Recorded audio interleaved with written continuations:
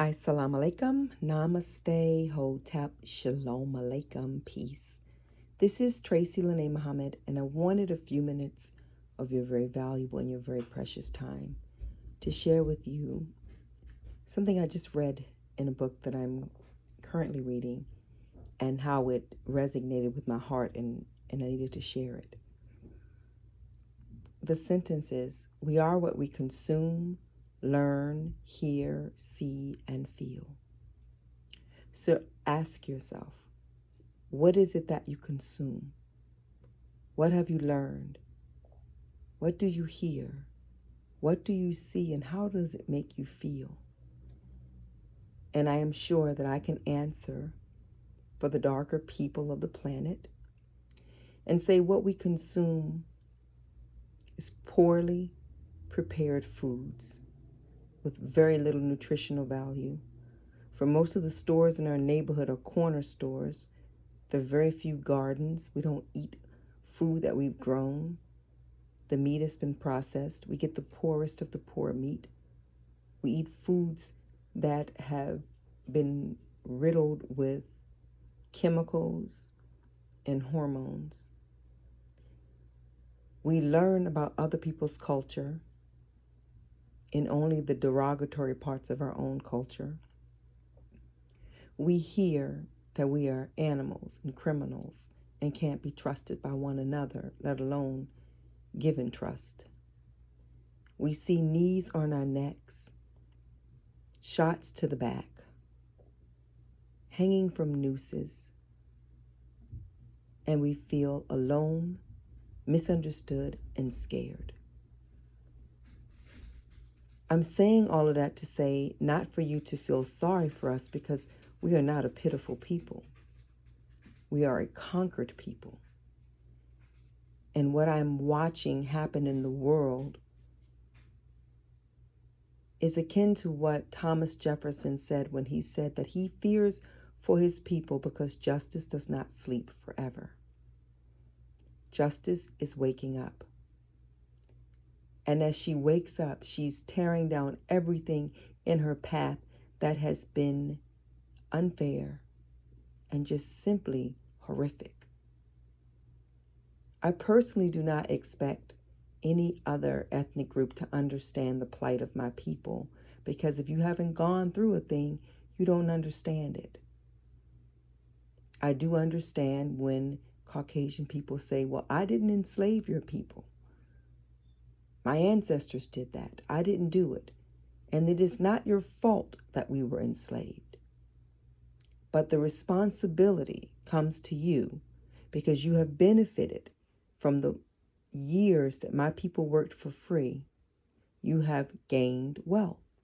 So you are responsible to make an even playing field because your ancestors took the game completely away from us. We are more than capable of having our own society. We've had them. The reason why your ancestors came to the shores of Africa to get mine is because we had built civilizations and they knew that. So who better to help you build your new world but people who've done it before? But first you have to break them in order to get them to do it your way and to not see any value in themselves and moving on for themselves.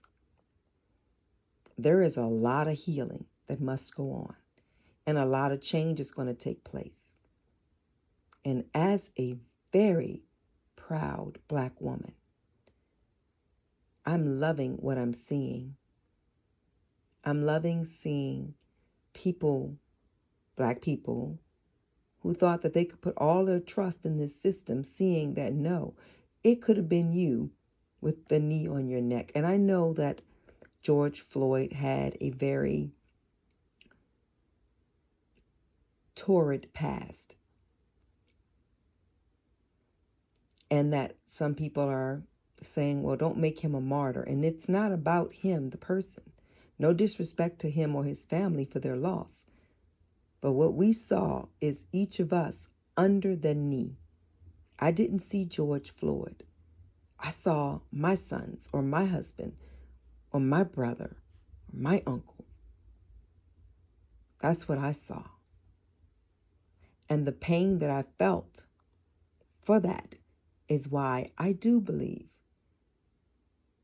that we have to come together and have a serious dialogue. I'm watching you, Facebook, and some of the people that I work with who've said nothing. It's nice to know exactly who you are, because if you are silent, you are a part of the problem. And then I'm seeing some terrific Caucasian women stand up. I'm seeing it from Caucasian men, and it's not that I need Caucasian people to stand up for my people. That's not what I'm saying. But what I'm saying is, when you get help, you can go further. So I wanted to read that statement to you because it resonated with me. That we are what we consume, learn, hear, see, and feel. So perhaps you want to take a few moments to ask yourself, what are you consuming? What have you learned? What do you hear? What do you see? How do you feel? And sit with it. And then start right where you sit to change what you consume. Clean up that diet. What you learn. Pick up a book on Black history. What you hear. Turn off the television and start turning on positive music. That goes for what you see too. Look in the mirror at your beautiful self and decide that you see a gift from the Creator, regardless of your religion. You see a powerful being of light. And then act like it. And what do you feel? Feel powerful and feel blessed and feel like you can make a change by just being the change you want to see in the world. Thank you so much for your time. I pray love, joy, peace, and blessings upon us all. Assalamu alaikum, namaste, hotep, shalom alaikum, peace out to Brooklyn and everywhere else.